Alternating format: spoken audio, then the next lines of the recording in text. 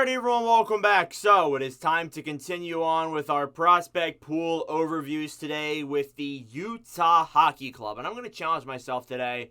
How many times can I go through this video without saying Arizona?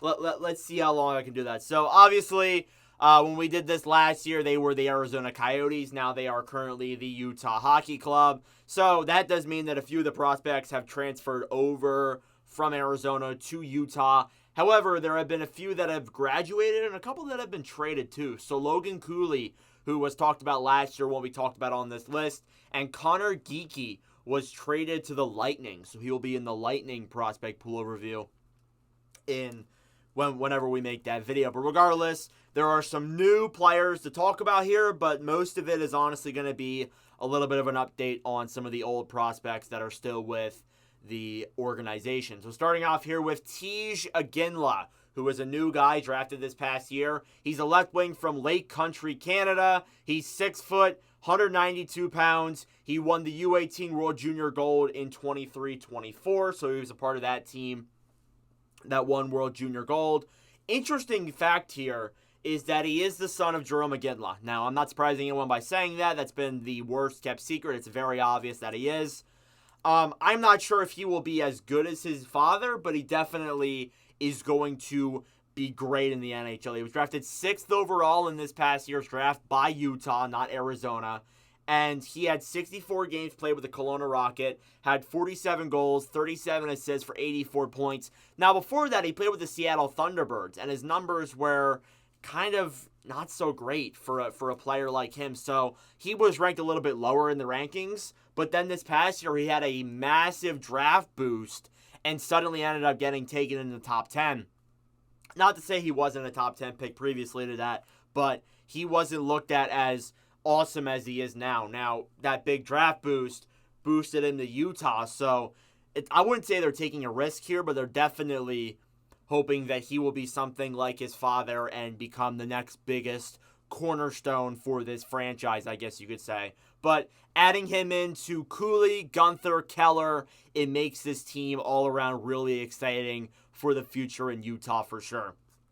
Next up is a guy we covered last year, Danil But. He's a left wing from Yaroslavl, Russia, and he is 6'6", 216 pounds. So one thing to keep in mind here is that the large majority of these players on Utah, and I talked about this last year with the Coyotes, they are getting guys with size. And Boots, Simashev, Lamoureux, and even Hrabal, the goalie prospect, they're all very tall. So they're getting guys with plenty of size here. They want to be a really big team, and Danil But's one of them. He won Hlinka Gretzky Gold in 21-22. He was drafted 12th overall this past year in 2023. And even though he plays in the Continental Hockey League, which people don't really pay too much attention to since it is the Russian league, it doesn't mean that But did not have a great year. He had a terrific year when you look at it in terms of KHL standards. He played 55 games, had 10 goals, 11 assists for 21 points with Locomotive.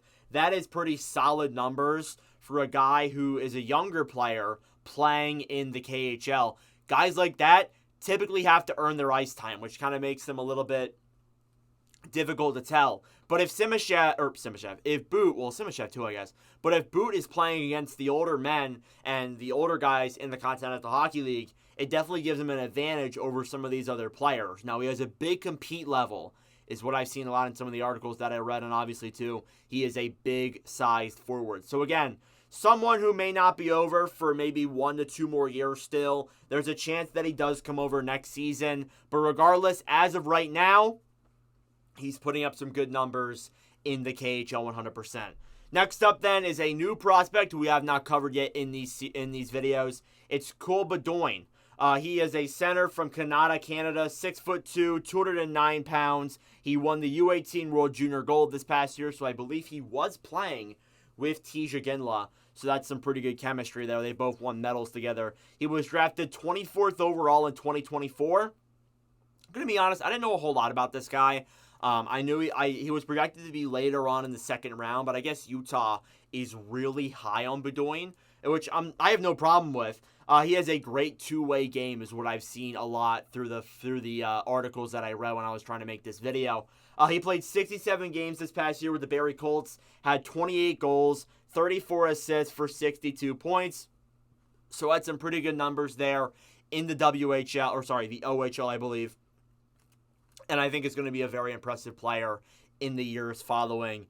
He just may be a little bit ways away from getting to the NHL level, but they are very high on him from what I have seen in some of the articles that I've read. So hopefully Bedoin lives up to the hype, and we'll be looking forward to him in the future. So moving into your defensive prospects now, you have Dmitry Simashev.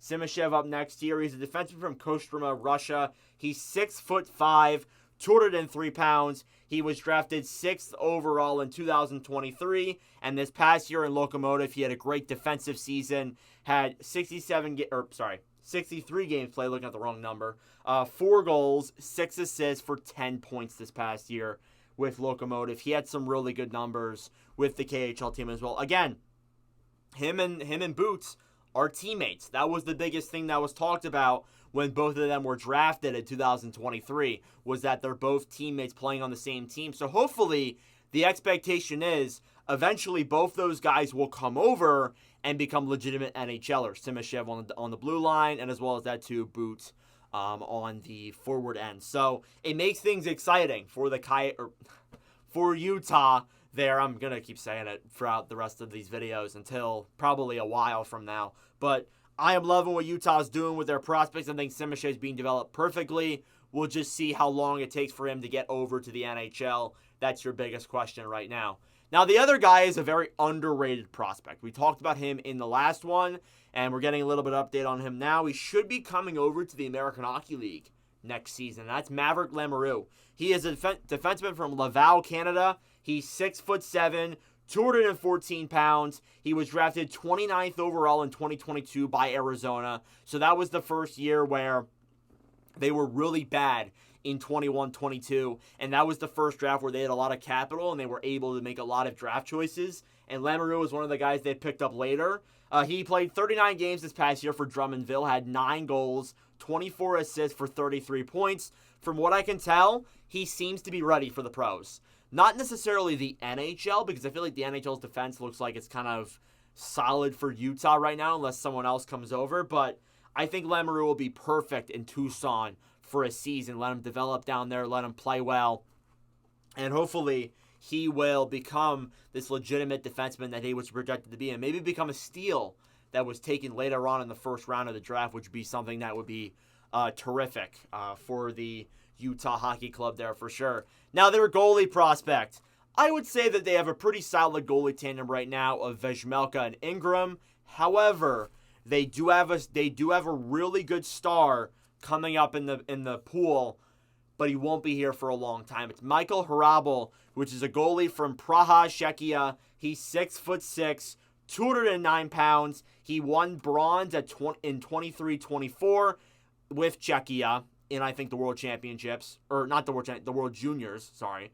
And he was drafted 38th overall in 2023. So again, lots of here for Hrabal and overall in Czechia, with Utah. But the thing is that he's going to take a very long time to get to the NHL. He is a ways away. We see a lot of goalies, they don't necessarily come right away. They will usually take 2 to 3, sometimes even 4 years to develop fully. And some of them really don't even pan out until 5 or 6 years down the road following them getting drafted. So with Hrabal, it's kind of concerning. It's not concerning, but the timeline is interesting because we might not see him in the NHL for a while. But this past year, he played with UMass University, the same place that Devin Levi played. He had 30 games played, 6-12-1, a 2.59 and a .912. So the numbers above all right now are looking very promising for a guy like Hrabal. He is probably going to be the next best goalie for this Utah Hockey Club, but he won't be there for a while.